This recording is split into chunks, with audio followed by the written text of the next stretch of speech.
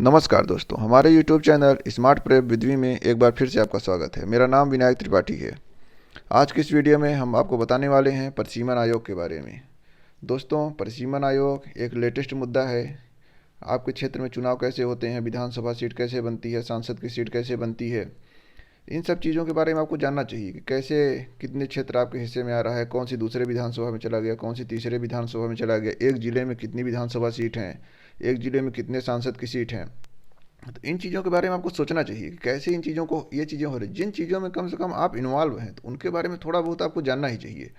ये आपके लिए एक कंप्लीट वीडियो होने वाला है परिसीमन आयोग के बारे में। इसमें हम सारी जानकारी देंगे, लेटेस्ट मुद्दों पे भी बात करेंगे। कुछ अभी जम्मू कश्मीर में जैसे चल रहा है परिसीमन का, तो इस पर भी हम बात करेंगे। तो आइए हम स्टार्ट करते हैं अपना आज का टॉपिक। यहाँ हम शुरू करने में देखते हैं सबसे पहले कि परिसीमन आयोग, अंग्रेजी में इसको डिलिमिटेशन कमीशन कहते हैं। थोड़ा आगे बढ़ते हैं, इसके अर्थ को देखते हैं।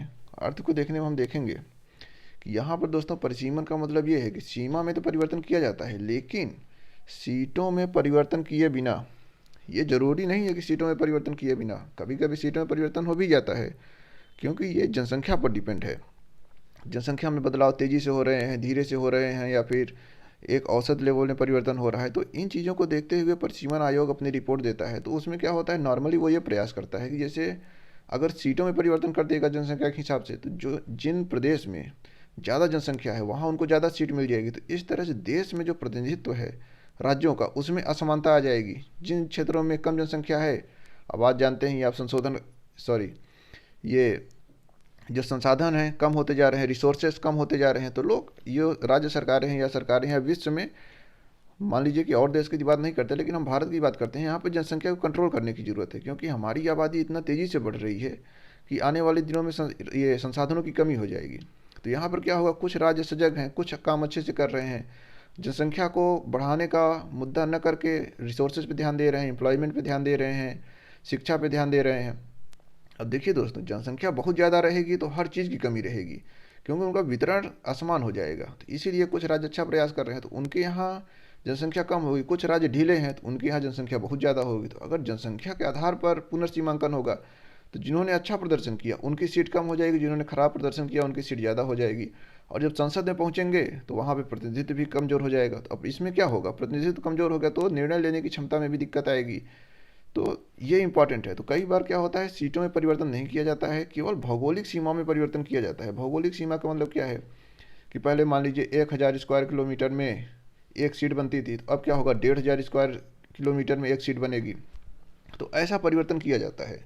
उम्मीद करते हैं आप इसकी डिफिनीशन समझ चुके होंगे। और ये होता कहाँ है, लोकसभा चुनाव में, विधानसभा चुनाव में। इसके अलावा क्षेत्रीय स्तर पर भी राज्य सरकारें अपना परिसीमन करवाती हैं। तो आप ये चीज़ समझ चुके होंगे। अब थोड़ा आगे बढ़ते हैं, परिसीमन का उद्देश्य क्या है। परिसीमन का उद्देश्य यही है दोस्तों कि जनसंख्या में बदलाव होने के बावजूद हमारे देश में जो नागरिक हैं उनका प्रतिनिधित्व न खराब हो, या फिर देश में राज्यों का प्रतिनिधित्व न खराब हो। कई चीज़ों को ध्यान में रखना पड़ता है। जैसे क्या आप देखेंगे कि अगर राज्यों का जो ये संसद में प्रतिनिधित्व है वो न उलट पुलट हो जाए, या फिर एक राज्य की जनसंख्या को दूसरे राज्य की जनसंख्या में असमान प्रतिनिधित्व न आ जाए, तो देश के हर नागरिक समान है, हर नागरिक को सारे अधिकार प्राप्त हैं, चाहे वो जिस राज्य में रहते हो, चाहे छोटे राज्य में रहते हो, चाहे बड़े राज्य में रहते हो। तो यहाँ ये भी ध्यान रखने की जरूरत रहती है। तो परिसीमन अपना करते समय जो परिसीमन आयोग होता है तो इन बातों का भी पर्याप्त ध्यान रखता है कि कहीं पे प्रतिनिधित्व में दिक्कत न आए। उसी के साथ ये भी देखा जाता है कि प्रत्येक वर्ग को भी समान प्रतिनिधित्व मिले। कई बार आप देखें जनसंख्या के आधार पर आरक्षण दिया जाता है, उनकी संख्या के आधार पर आरक्षण दिया जाता है। तो वर्गों को भी ध्यान में रखा जाता है कि किसी विशिष्ट क्षेत्र में ज़्यादा कोई वर्ग है तो उसको उपेक्षित न किया जाए, या फिर कम है तो उनको न उपेक्षित किया जाए। तो इन सब चीज़ों को अच्छी तरह से ध्यान में रखा जाता है। अब हम थोड़ा आगे बढ़ते हैं। आगे बढ़ने में देखेंगे दोस्तों कि परिसीमन आयोग का एक और इम्पॉर्टेंट काम, महत्वपूर्ण काम है, ये अनुसूचित वर्गों के लिए भी सीटों का आरक्षण करता है। कई बार आप आरक्षण की बात सुनते होंगे कि लोकसभा की सीट यहाँ आरक्षित है, विधानसभा की सीट यहाँ आरक्षित है। तो ये आरक्षित सीट आती कहाँ से है, आरक्षित सीट यहीं से आती है। परिसीमन आयोग सीटों का आरक्षण के बारे में भी प्रावधान करता है, बताता है कहाँ कैसी चीज़ों का ये होगा। तो ये वीडियो दोस्तों कंप्लीट वीडियो होने वाला है। आप इसको ध्यान से सुनिए, धैर्य से सुनिए, कोई बहुत बड़ा वीडियो नहीं है। इस वीडियो में इतनी ज़्यादा इन्फॉर्मेशन है कि आपके ये 10 मिनट 20 मिनट के टाइम आपको भविष्य में बहुत काम दे सकते हैं, क्योंकि इसमें आपके अंदर अवेयरनेस आएगी, क्योंकि ये आपसे जुड़ी हुई चीज़ें हैं। तो यहाँ आपको यह ध्यान रखने की ज़रूरत है। फिलहाल हम अपने टॉपिक में आगे बढ़ते हैं। अब दोस्तों हम समझते हैं कि इसका प्रावधान हमारे संविधान में, इसका प्रावधान कहाँ किया गया है। तो हमारे संविधान के अनुच्छेद 82 में इस बात का प्रावधान किया गया है कि परिसीमन आयोग होगा और प्रत्येक नई जनगणना के बाद या फिर इन चीज़ों के बाद उसका परिसीमन आयोग का गठन होगा और परिसीमन आयोग इन चीज़ों को देखेगा। तो दोस्तों अनुच्छेद 82 को आप समझते रहिए। लिखा ऐसा गया है कि हर जनगणना के बाद ऐसा होगा, लेकिन नॉर्मली ऐसा होता नहीं है, क्योंकि जनसंख्या हमारे देश की इतनी तेज़ इंक्रीज हो रही है कि अगर ऐसे परिवर्तन होते रहेंगे तो बहुत ज़्यादा सीटों में परिवर्तन आ जाएगा या फिर उनके निर्वाचन क्षेत्रों में परिवर्तन आ जाएगा। तो ऐसा होता नहीं है, लिखा जरूर है। अब देखते हैं दोस्तों, इसके गठन की बात करते हैं। गठन कौन करता है? तो राष्ट्रपति द्वारा परिसीमन आयोग का गठन किया जाता है निर्वाचन आयोग के सहयोग से, क्योंकि ये निर्वाचन का मैटर है, निर्वाचन क्षेत्रों का मैटर है, सीटों का बंटवारे का मैटर है। तो यहाँ पे निर्वाचन आयोग का सहयोग लिया जाता है, इलेक्शन कमीशन इसको अंग्रेजी में कहते हैं। अब देखते हैं दोस्तों, गठन होता कब है? जब ये डिलिमिटेशन एक्ट या फिर परिसीमन आयोग एक्ट जो होता है अधिनियम बन जाता है। तो अधिनियम बनने के बाद आयोग का गठन किया जाता है। यहाँ पे ये भी आपको ध्यान रखने की ज़रूरत है। ये नहीं है कि पहले आयोग गठित होगा फिर ये परिसीमन आयोग, ये एक्ट बनेगा। पहले एक्ट बनता है फिर परिसीमन आयोग का गठन होता है। एक आध बार ऐसा हुआ है कि पहले से ही वो प्रैक्टिस चल रही थी, बाद में एक्ट बना फिर आयोग बना। तो वहाँ पे वो तो मान लीजिए एक्सेप्शन है, लेकिन आपको मुख्यतः ये याद रखना है कि एक्ट बनता है फिर आयोग का गठन किया जाता है। अब हम आगे बढ़ते हैं। उम्मीद करते हैं आप इतनी चीज़ों को समझ चुके होंगे। दोस्तों संरचना की बात करते हैं। तो संरचना में सबसे पहले क्या होता है कि ये संरचना थोड़ी जटिल है। जटिल का मतलब थोड़ा हाई लेवल की बात है कि यहाँ पे सुप्रीम कोर्ट के जो रिटायर्ड न्यायाधीश होते हैं उनको इसका अध्यक्ष बनाया जाता है। ये बात इसमें लिखी गई है कि रिटायर्ड न्यायाधीश होना ही चाहिए सुप्रीम कोर्ट का, क्योंकि यहाँ पर चीज़ें हल्के में नहीं ली जा सकती, विशेषज्ञता की ज़रूरत पड़ती है, अनुभव की ज़रूरत पड़ती है, इसलिए रिटायर्ड न्यायाधीश को लिया जाता है। अब दोस्तों क्या है, और इसमें कौन से सदस्य होते हैं? CEC मतलब चीफ इलेक्शन कमीशन या फिर उसके द्वारा कोई नामित व्यक्ति हो सकता है। तो जो मुख्य निर्वाचन आयुक्त हैं वो या फिर उनके द्वारा कोई नामित व्यक्ति। अब आगे बढ़ते हैं। इसमें क्या है, जिस राज्य का मैटर है, जिस राज्य में डिलिमिटेशन हो रहा है, परिसीमन हो रहा है, उसके भी इलेक्शन कमीशन को लिया जाता है जो अधिकारी हैं। एसोसिएट मेंबर के रूप में लोकसभा और विधानसभा के सदस्यों को शामिल किया जाता है, और भी अन्य लोगों को ज़रूरत पड़ने पर शामिल किया जाता है, जो कि रजिस्ट्रार जनरल होते हैं, जैसे जनसंख्या वाले होते हैं, सर्वे करने वाले होते हैं, या फिर जो जियोलॉजिस्ट होते हैं, क्योंकि ये सब रिलेटेड चीज़ें हैं, तो उनको भी कभी कभी शामिल कर दिया जाता है। तो उम्मीद करते हैं आप संरचना को भी समझ चुके होंगे अच्छी तरह से। आपको इस संरचना में एक ही बात याद रखनी है, वो है कि सुप्रीम कोर्ट के रिटायर्ड न्यायाधीश को इसका अध्यक्ष बनाया जाता है। थोड़ा आगे बढ़ते हैं। आगे हम इसके कार्य के बारे में बात करेंगे। कार्य क्या है? कार्य में देखेंगे कि जो संसदीय निर्वाचन क्षेत्रों का परिसीमन है और विधानसभा निर्वाचन क्षेत्रों का परिसीमन है, इनको परिसीमन करना, इनमें सीटों का या फिर इनके भौगोलिक सीमा में परिवर्तन, ये सब चीज़ों को देखना, ये परिसीमन आयोग का मुख्य कार्य है। अब दोस्तों ये भी ध्यान रखा जाता है कि एक जिले में एक विधानसभा सीट या फिर कोई विधानसभा सीट एक से ज़्यादा जिले में न पहुंच जाए, ये भी यहाँ ध्यान रखा जाता है, क्योंकि ऐसे में थोड़ी दिक्कत भी पैदा हो सकती है। तो नॉर्मली ऐसा ध्यान रखा जाता है। अब थोड़ा आगे बढ़ते हैं।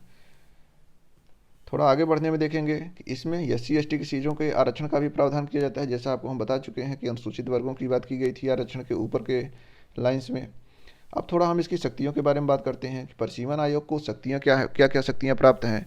तो शक्तियों में समझेंगे, सबसे पहले ये स्वतंत्र निकाय है। यहाँ पे किसी का दबाव नहीं है, जोर जबरदस्ती नहीं है। जब इसका गठन हो जाता है, आयोग बन जाता है, तो फिर ये अपने हिसाब से काम करता है। तो ये स्वतंत्र आयोग है और इसको शक्ति संविधान से प्राप्त है, अनुच्छेद 82 के तहत पहले ही बता चुके हैं।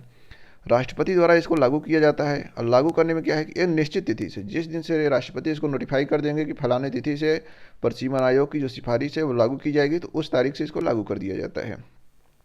आगे क्या है, सबसे महत्वपूर्ण बात, और आपको लगेगा भी कि ये अजीब भी हो सकता है, लेकिन यहाँ पर क्या है, परिसीमन आयोग की जो रिपोर्ट होती है, परिसीमन आयोग का जो आदेश होता है, वो एक कानून की तरह काम करता है। जैसे संसद में कानून बन के आता है, फिर उसमें ये सब नहीं हो सकता, तो वैसे परिसीमन आयोग भी एक कानून की तरह काम करता है। और इसमें न्यायालय में अपील नहीं की जा सकती कि अब एक बार परिसीमन हुआ फिर अपील कर दीजिए, ऐसे तो फिर चुनाव ही नहीं हो पाएंगे।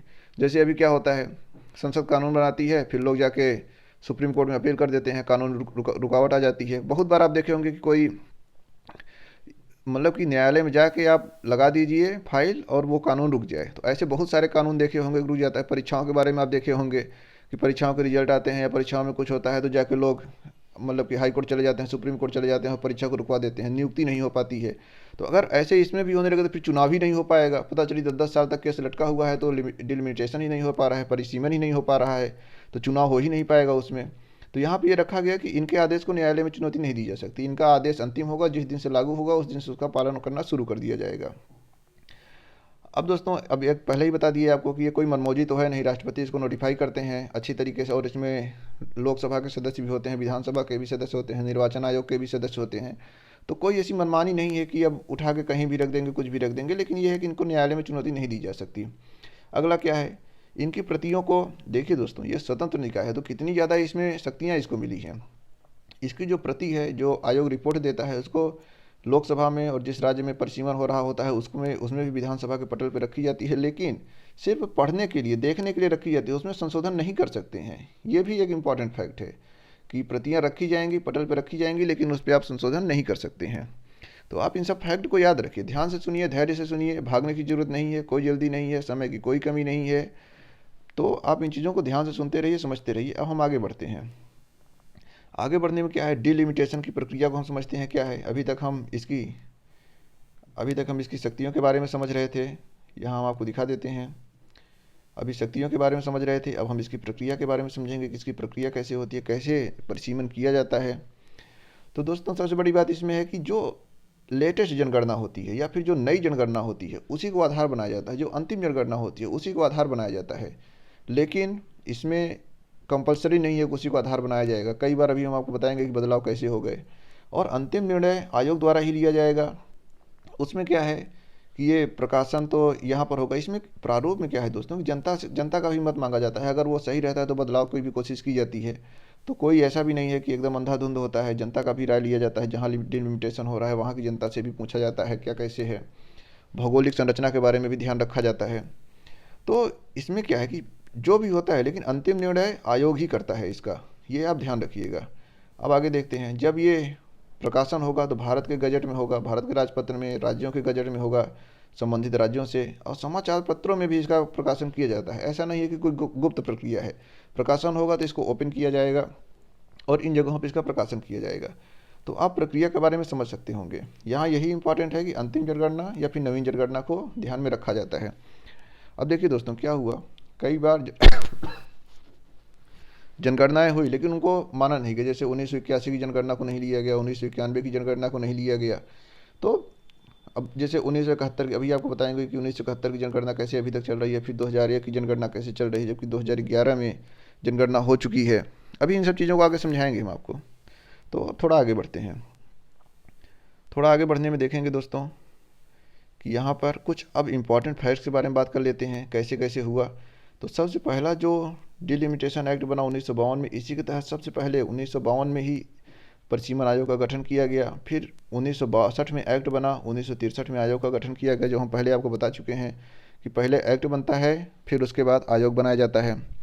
फिर एक बार 72 में बना और 73 में लागू हुआ, मतलब आयोग बना। थोड़ा आगे बढ़ते हैं। अब देखिए यहाँ 2002 में एक्ट बना और 2003 में आयोग बना, लेकिन आयोग की सिफारिश को ही नहीं लागू किया जा रहा था। तो बीच में सुप्रीम कोर्ट को आना पड़ा। फिर सुप्रीम कोर्ट के कहने पे 2008 में ये जो एक्ट बना था 2002 वाला, 2008 से उसकी सिफारिशें लागू की गई, जो कि 2003 में आयोग बना था। तो यहाँ पर ये भी कई बार एग्जाम में पूछ लिया जाएगा कि 2002 का एक्ट कब लागू हुआ, तो आप या तो 2002 ही लगा देंगे या फिर 2003 लगा देंगे, लेकिन नहीं, 2008 से लागू हुआ। ये आपको ध्यान रखने की ज़रूरत है। थोड़ा आगे बढ़ के देखते हैं। आगे बढ़ने में देखेंगे कि अब इसके बाद एक 84 वाला संविधान संशोधन किया गया, और इसमें कहा गया कि जो सीटों का संख्या में परिवर्तन है ये 2026 तक के लिए बढ़ा दिया गया।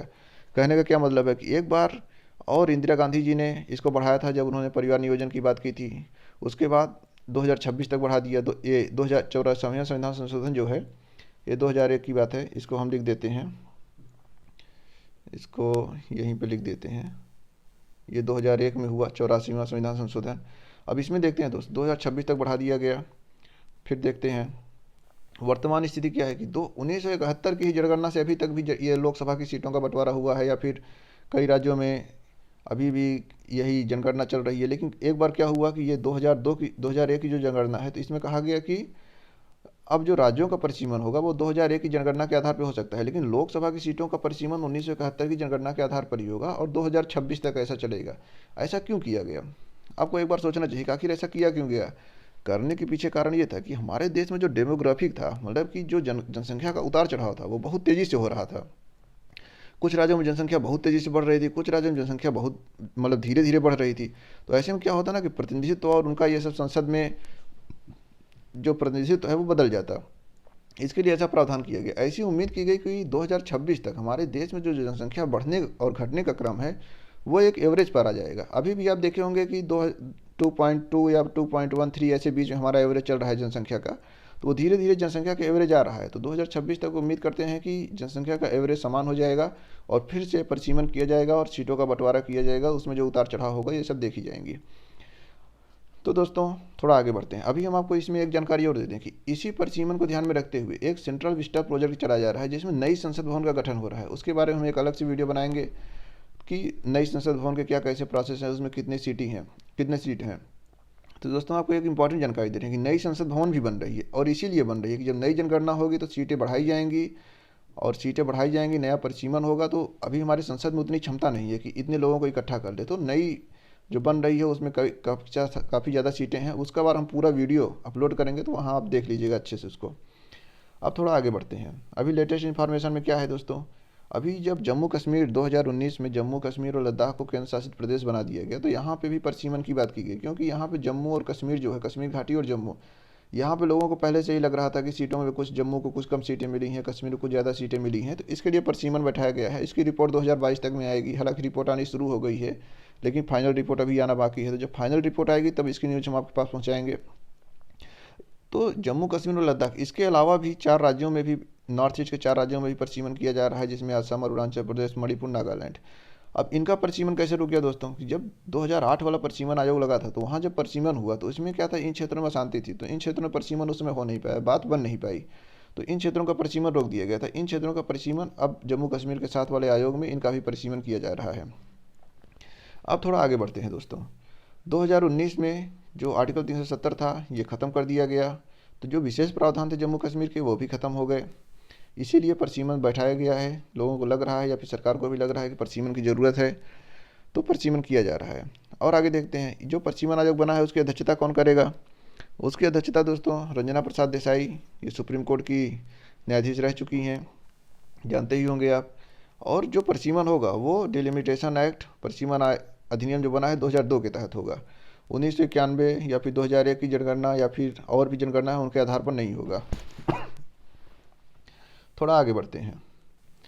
आगे बढ़ने में देखेंगे कि ये जो हुआ था हम आपको बता ही दिया कि 2001 की जनगणना के आधार पर होगा। इसमें क्या है, राजनीतिक असंतुलन जो है उसको दूर करने की कोशिश की जाएगी। अब हम थोड़ा परिसीमन को आपको निगेटिव बता देते हैं कि परिसीमन होने से क्या होता है। परिसीमन में दोस्तों जो बड़े बड़े राज्य हैं, कहने का तो है प्रतिनिधित्व तो समान है, लेकिन प्रतिनिधित्व कहाँ तक समान करेंगे, क्योंकि पीछे से ये भी तो लगा हुआ है कि इतनी जनसंख्या पर इतनी सीट मिलनी चाहिए। तो कुछ न कुछ बदलाव तो आ ही जाएगा, भले क्षेत्र बढ़ा लें, कुछ भी कर लें। उधर से कानून लगा है कि क्षेत्र में बढ़ोतरी नहीं होगी, लेकिन जब भी होगा तो क्या होगा, जिनकी जनसंख्या ज़्यादा है या फिर कोई नया विधि बनाएंगे, मतलब कि वो बनाएंगे, कोई नया मानक बनाएंगे। लेकिन कुछ भी होगा, छोटे राज्यों को घाटा हो ही जाता है। छोटे राज्य हमेशा शिकायत करते हैं कि हमें कम प्रतिनिधित्व मिल रहा है, हमें और मिलना चाहिए। तो फिलहाल ये एक मुद्दे की बात है, इस पर जो डिबेट चलती रहती है। कोई निर्णय आएगा, कोई एक्ट बनेगा, कोई कानून बनेगा तो हम आपको ज़रूर बताएंगे। तो प्रतिनिधित्व तो कमज़ोर हो रहा है, पहले भी बता चुके कि जनसंख्या मुख्य आधार है ये परिसीमन करने का। थोड़ा आगे बढ़ के देखते हैं क्या सिस्टम है। आगे बढ़ने में देखेंगे कि अब आपको और एडिशनल जानकारी देते हैं कि जम्मू कश्मीर में जो अंतिम बार परिसीमन हुआ था 1995 में हुआ था। अब दोस्तों देखिए, जम्मू कश्मीर परिसीमन में एक और खेल था कि जम्मू कश्मीर का भी तो अलग संविधान था और भारत का भी अलग संविधान था। तो यहाँ दो संविधान के तहत परिसीमन होता था, ये भी एक अजीब बात थी। फिलहाल हम उस पर अभी नहीं जाएंगे क्योंकि अब परिसीमन तो हो ही रहा है, रिपोर्ट आएगी तो उस पर बात करेंगे। दोस्तों थोड़ा आगे बढ़ते हैं। अनुच्छेद 170 में क्षेत्रीय निर्वाचन क्षेत्रों का, ये क्या है, राज्यों का। देखिए अब केंद्र में हो रहा है, संसद में हो रहा है, तो राज्यों के लिए कुछ सीमा है। तो राज्यों के लिए भी अनुच्छेद 170 में लिखा हुआ है कि क्षेत्रीय निर्वाचन क्षेत्रों का परिसीमन प्रत्येक जनगणना के बाद, मतलब वही सिस्टम जो यहाँ पे जनगणना है वही वहाँ पे भी जनगणना है कि जनगणना के बाद उन क्षेत्रीय निर्वाचन क्षेत्रों का अपना परिसीमन कर सकते हैं। तो दोस्तों ये था आज का वीडियो। एक बार हम फिर से आपको समराइज़ कर देते हैं चीज़ों को, कुछ की पॉइंट्स हैं उनको आपको फिर से ध्यान दिलवा देते हैं। अगर आप इस वीडियो में पूरे अभी तक बने होंगे तो आपको चीज़ें हम उम्मीद करते हैं पहले ही समझ में आ गई होंगी, लेकिन फिर भी हम आपको एक बार बता देते हैं इन चीज़ों को। इनमें देखने से पहले आपको हम एक बार बता दें कि जनसंख्या के बदलाव का मैटर होता है, इसलिए परिसीमन किया जाता है। समान प्रतिनिधित्व के लिए किया जाता है। अनुच्छेद 82 में इसका प्रावधान है। संविधान में हमारे राष्ट्रपति द्वारा इसका गठन किया जाता है, निर्वाचन आयोग की मदद से किया जाता है और रिटायर्ड न्यायाधीश को इसका अध्यक्ष बनाया जाता है। थोड़ा आगे बढ़ेंगे, देखेंगे संशोधन की अनुमति नहीं है, पहले भी बता दिए आपको कि पटल पर रखा जाता है। आयोग का निर्णय अंतिम निर्णय होता है, भले उस पर जनता ये सब का लिया जाता है फैक्ट। फिर आगे देखते हैं कब कब परिसीमन हुए, इसकी हम एक चार्ट दे दिए हैं, आप इसको अच्छे से लिख लीजिए, पढ़ लीजिए, याद रखिएगा क्योंकि एग्जाम में पूछे भी जाते हैं कई बार। लागू कब हुआ ये भी हम आपको बता दिए। तो इन सब चीज़ों को देखते हुए दोस्तों जम्मू कश्मीर और लद्दाख का और उसके साथ 4 पूर्वोत्तर राज्यों का भी परिसीमन हो रहा है, ये भी हम आपको बता दिए। तो अब रिपोर्ट आएगी तो उसके लिए हम अलग से वीडियो बनाएंगे और नया संसद बन रहा है इसके लिए भी अलग से वीडियो बनाएंगे। इसकी लिंक हम आपको आई बटन में दे देंगे, आप वहाँ से क्लिक करके चेक कर लीजिएगा। तो इस वीडियो को पूरा देखने के लिए बहुत बहुत धन्यवाद। हमारे चैनल को सब्सक्राइब करें और इस चैनल को लाइक करें। दोस्तों वीडियो को लाइक करने का देखिए हम आपको फ़ायदा बता दें क्या है। अगर आप वीडियो को लाइक करते हैं तो आप यूट्यूब में देखते होंगे अपनी सेटिंग्स में जाके, या फिर जब आप उसमें लाइब्रेरी में जाते होंगे यूट्यूब में, तो जो आपके लाइक्स वीडियो हैं वो वहाँ पे बचे रहते हैं। तो जो आपको पसंद करने वाली वीडियो हैं, जो आपके लिए ज़रूरी वीडियो हैं, आप उन्हीं को लाइक करते हैं तो वीडियो आपके पास बने रहेंगे, आप उन्हें कभी भी क्लिक कर सकते हैं। अदरवाइज़ क्या होगा कि आप मान लीजिए आज वीडियो देखे हमारा, कुछ दिन तक नहीं देखेंगे तो जब दोबारा मेरी वीडियो देखने के लिए कोशिश करेंगे तो शायद आपको वीडियो इतनी आसानी से न मिले, आपको सर्च करना पड़े या फिर मेरी प्लेलिस्ट में जाना पड़े। अगर आप वीडियो को लाइक करके रखेंगे तो आपके प्लेलिस्ट में हमेशा वो बने रहेंगे। एक लाइक की प्लेलिस्ट होती है, वहाँ से आप क्लिक करके सीधे वीडियो को एक्सेस कर सकते हैं। तो ये लाइक का फ़ायदा होता है। फिलहाल हमारे चैनल को सब्सक्राइब करें, घंटी की बटन को भी दबाएं जिससे हम ऐसे ही वीडियो अपलोड करते रहें तो आपके पास नोटिफिकेशन पहुँचता रहे। धन्यवाद। जय हिंद।